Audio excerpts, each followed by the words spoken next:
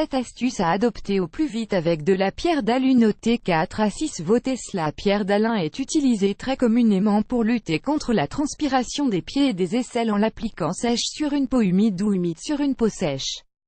Malheureusement, on sait généralement moins qu'on peut s'en servir de bien d'autres façons et c'est bien dommage car ce petit produit très commun a plus d'un tour dans son sac. Avant de rentrer dans les détails et de vous faire part des différentes utilisations, nous allons vous expliquer comment reconnaître une pierre d'Alain naturelle et bonne pour la peau.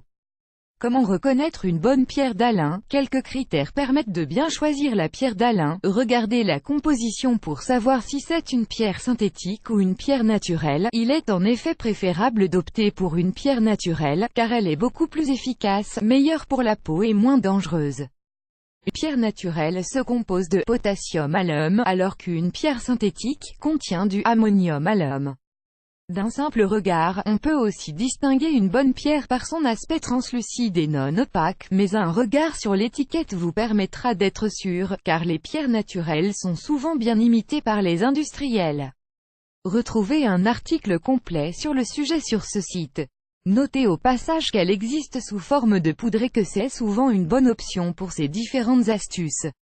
Différentes utilisations. 1. Cela va vous aider à guérir un bouton de fièvre ou un aphte. Mélangez de l'eau et de l'alun pour l'appliquer sur l'herpès labial ou l'aphte. 2. Soulager un ongle incarné. C'est un antiseptique et un anti-inflammatoire méconnu. Un bain dans de l'eau et de l'alun ne peut donc pas faire de mal, bien au contraire, et cela est particulièrement conseillé lorsque l'ongle incarné s'accompagne d'une plaie. 3. Sur une petite brûlure ou un coup de soleil, appliquer une compression froide imbibée d'une solution d'alun peut apaiser la sensation de brûlure. Page 1 sur 2 pages précédentes, 12 pages suivantes.